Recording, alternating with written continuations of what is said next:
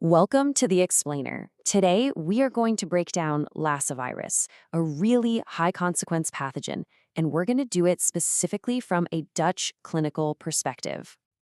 So let's jump right in with a clinical scenario, something that could walk into your hospital tomorrow. This isn't just some abstract threat from a far-off region. It's a very real-world challenge that can land right on our doorstep, and it demands we act fast and, well, get it right. Okay, so here's our game plan. First, we're going to really understand why Lassa virus is a big deal here in the Netherlands. Then, we'll get into the nitty-gritty of the virus itself, how we nail the diagnosis in the lab, and then we're going to unpack the really complicated debate around its treatment, Ribavirin. And to finish, we'll walk through the exact Dutch protocols for keeping it contained. All right, first things first, let's set the scene. Yeah, Lassa virus is endemic to West Africa, but in a world connected by air travel, that geographic distance means less and less. It's a pathogen we absolutely have to be prepared for, so let's look at why it's a very real concern for clinicians and public health folks right here in the Netherlands. Now, this is a number that should really make you sit up and pay attention. An estimated 80%, that's 8 out of 10, Lassa virus infections are either totally asymptomatic or so mild they just get missed. This creates what you could call a silent epidemic in endemic areas. And for us, it means a traveler could be exposed without having any story of contact with someone who is obviously sick. That's a huge challenge for surveillance. And this isn't just theory. The Dutch system was seriously put to the test back in 2019. We had 2 confirmed imported cases that required the whole public health machine to spin up. That whole event was basically a live fire exercise, and it just hammered home how crucial it is to be constantly vigilant and prepared in our hospitals.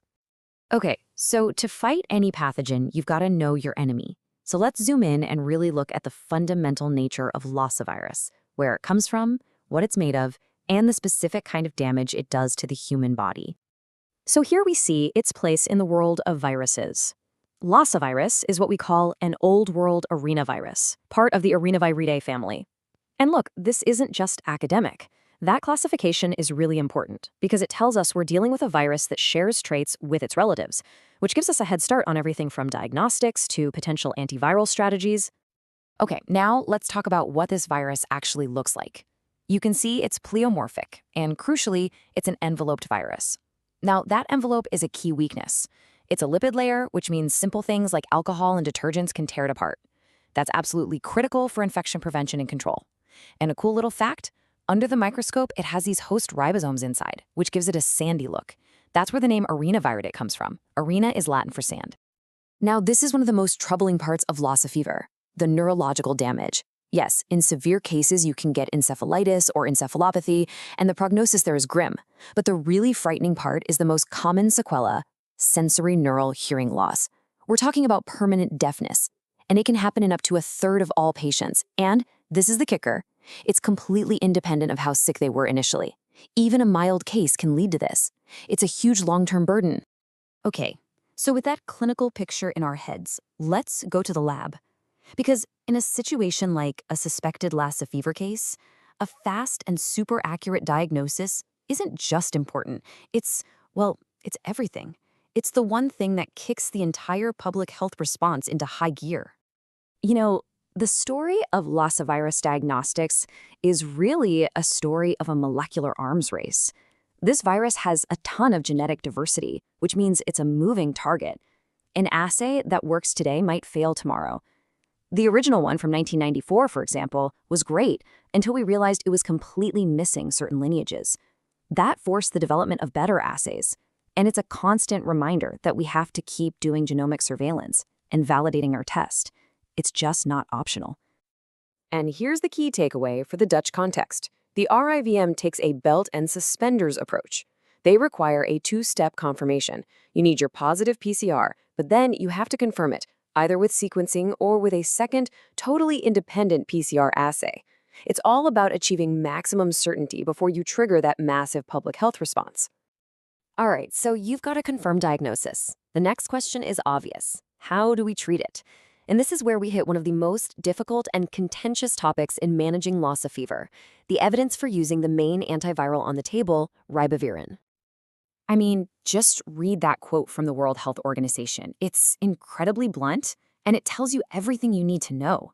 The de facto standard of care for this disease, it rests on a foundation of profound uncertainty. We're talking about a treatment based largely on a single study from 1986 that has been heavily criticized for its methods. And this creates a really stark contrast between major public health bodies. You've got the CDC, whose position is based more on historical use and observational data. They say it's been used successfully and works best when given early. Then you have the WHO, taking a very strict evidence-based medicine stance, saying, look, there's no high-quality evidence, and we desperately need proper randomized clinical trials to figure this out once and for all.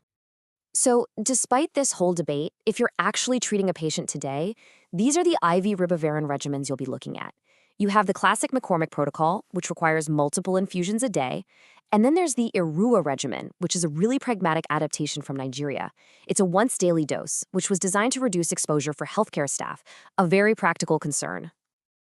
And this is really critical. When it comes to pediatric patients, the evidence gap is more like a chasm. All of the dosing we use for children is just extrapolated from the adult protocols. There are no formal studies on efficacy or safety in kids, and we have very real concerns about side effects, especially ribavirin-induced anemia. So finally, let's talk about what happens when we do get a case. How do we contain it? The good news is, here in the Netherlands, we have a really robust and highly structured system that's designed to lock down the threat and make absolutely sure there is no secondary transmission. The Dutch response is built on these 4 key pillars. First, this is a Group A2 notifiable disease, which means immediate mandatory reporting to the GGD. Second, we centralize care. The patient is transferred by a specialized ambulance to a national treatment center like UMCU or LUMC. Third, enhanced PPE for all healthcare workers, FFP2 respirators, double gloves, the whole 9 yards. And finally, a comprehensive contact tracing operation gets launched, coordinated by the GGD and RIVM. And this is the practical result of all that contact tracing, a clear risk stratification.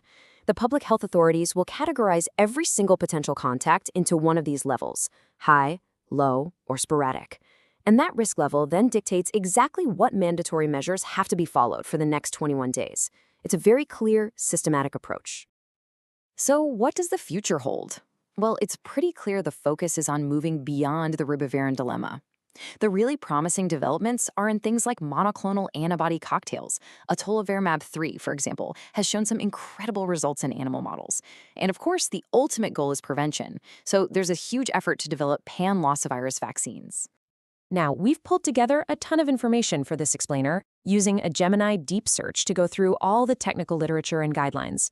For anyone who wants to go even deeper and check out the original papers, we've made a full source list available in the linked Notebook LM document. And that pretty much brings us to the end of our breakdown of Lassa virus. It's clear that from the silent way it spreads to the huge debate over how to treat it, our single most powerful tool is simply being prepared. So we'll leave you with this final question to chew on. We genuinely love to hear your expert opinions on this, so please share your thoughts in the comments below. And if you found this valuable, don't forget to subscribe for more deep dives.